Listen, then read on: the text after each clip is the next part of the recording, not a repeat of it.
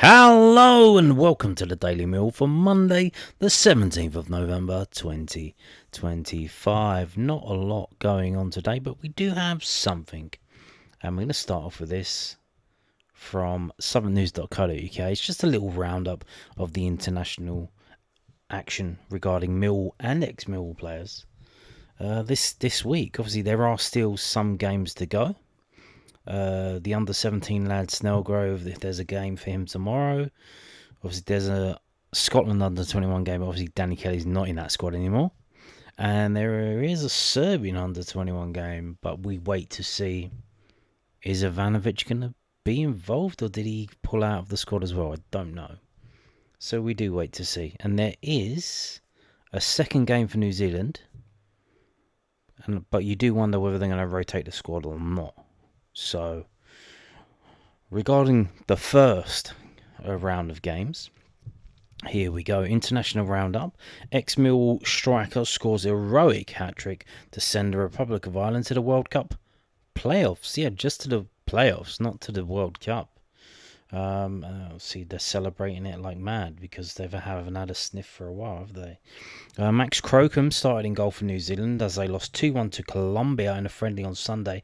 Yeah, I shared the highlights on the YouTube community tab on the posts. There are highlights on YouTube. Max Crocombe makes, I think, 2 or 3 fantastic saves. But the New Zealand defence they're just ball watching. They love ball watching.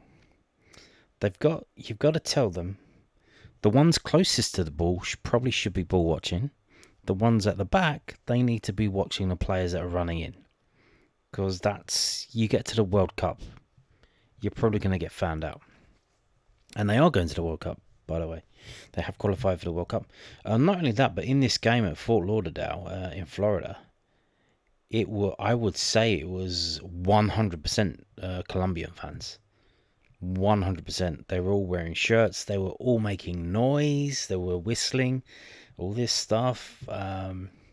So it was a very hostile atmosphere for New Zealand. They did okay in spells. But the defending left a lot to be desired. The two sides met in Inter Miami's home ground, Chase Stadium in Fort Lauderdale, Florida, and the South American side took the lead within 3 minutes, straight away, through Gustavo Puerta.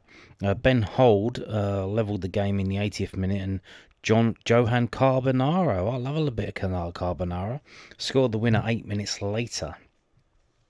And Max Crocombe made a fantastic save in like the 94th minute.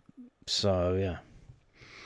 Daniel Kelly dropped out of the Scotland under-21 squad in the build-up to their European under-21s qualifier away to Gibraltar.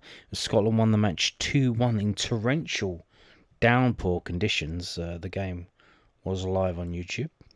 Mihailo Ivanovic did not feature as the Serbia under-21s beat Czechia 2-1 in a friendly on Friday. All they have is friendlies because they're going to host the next competition, which is in summer of 2027. So it's a way away, but qualifying has already started for it. And they have only friendly games. And, I was looking up the other day. Serbia and before that Yugoslavia, they have a serious pedigree in the under-21s UEFA tournament when it started. I think they won the first one as Yugoslavia.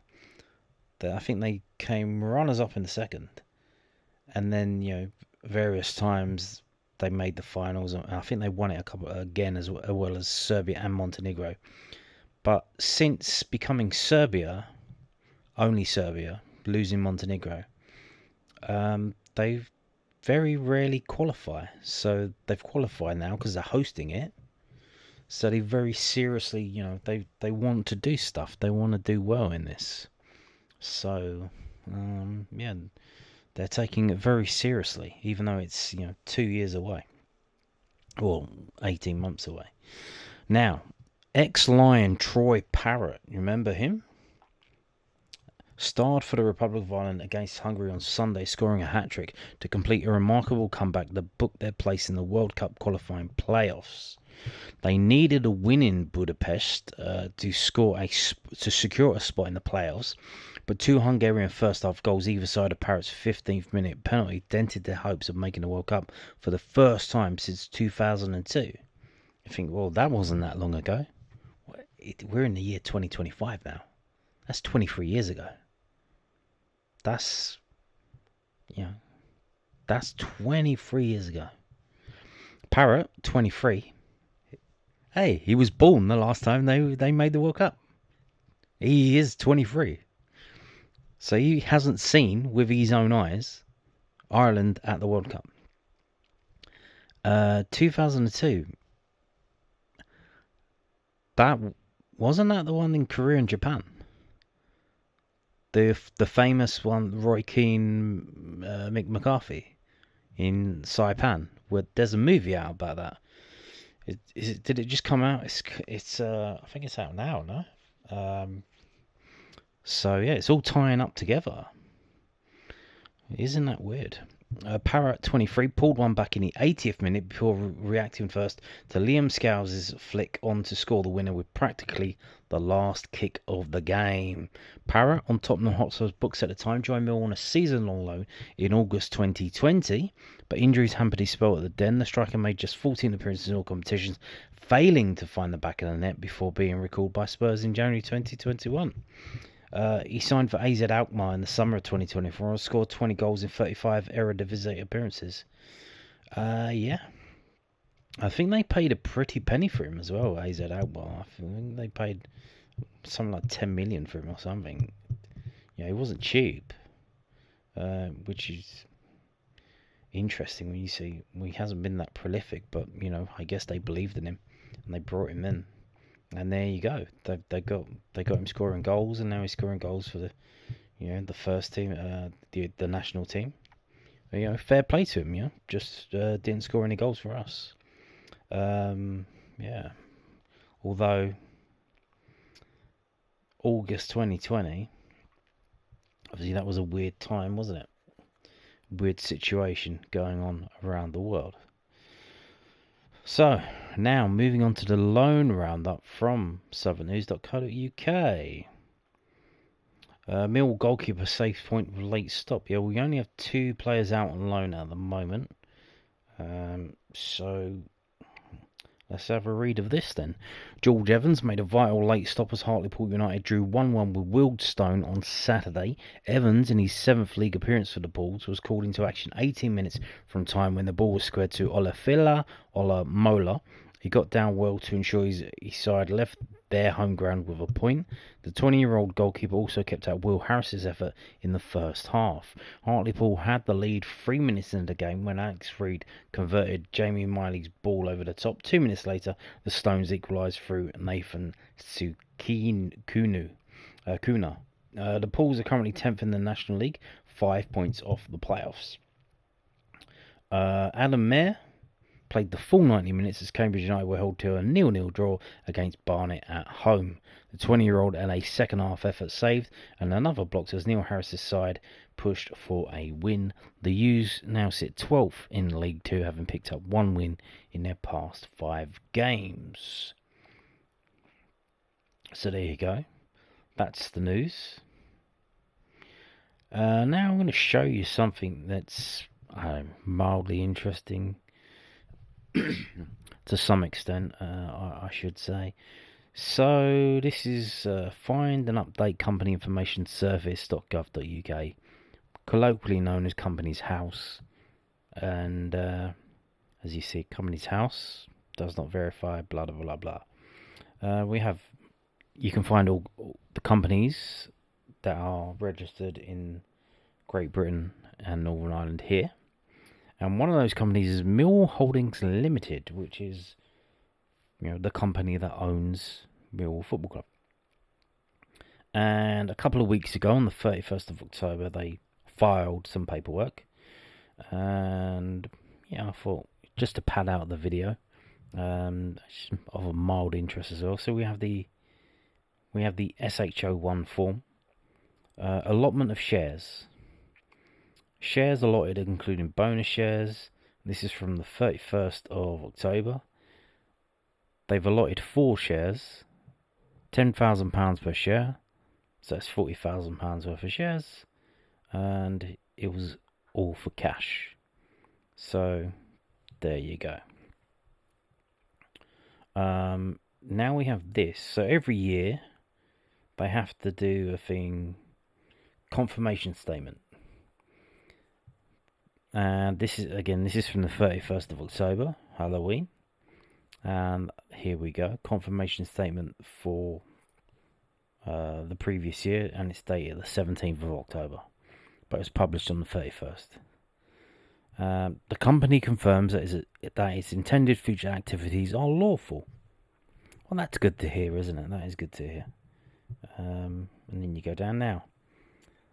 The number of shares that exist in Millwall Football Club at the moment, because it was previously, insane. You yourself may have owned some shares, and you lost those shares as they were consolidated. I'm sure you're still very upset about that.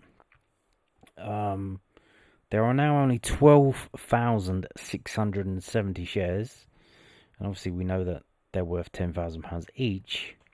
So that is £126.7 million that the company is said to be worth in some, or stock exists of the company. Which is what, one season in the Premier League, you would imagine. So, would be good if we could get up there. But what we have now, we have full details of shareholders. So, obviously 12,000, was it 600? What was it? 670. This does appear to be all 12,670. So, the company with the most shares, 11,991 ordinary shares, is Chestnut Hill Ventures LLC, which is the vehicle run by James Burleson. He's involved in that, all the Burlesons all together. Next, we have 293 ordinary shares, just others, so just random people. I imagine it's bits here and bits there. I imagine in that will also be the Lions Trust. They were given the shares that were, when they were consolidated, there were some shares left over and they were put together and then they were given to the Lions Trust. 63 ordinary shares held by Trevor and June Casey. 52 ordinary shares held by Richard Press. 67 ordinary shares held by Constantine Gontikas. And 204 ordinary shares held by Matthew Sidman. So, there you go. This is the statement. These are the shareholders. And there you go. And that is it. This is it. This is what I do. International Week. I'm bringing you filings from Companies House. How long is it until we play Portsmouth? Not long enough, or was too long. We last played a game of football against Preston North End on the 8th of November, and we don't play again until the 22nd. And on that note, thank you for watching, and goodbye.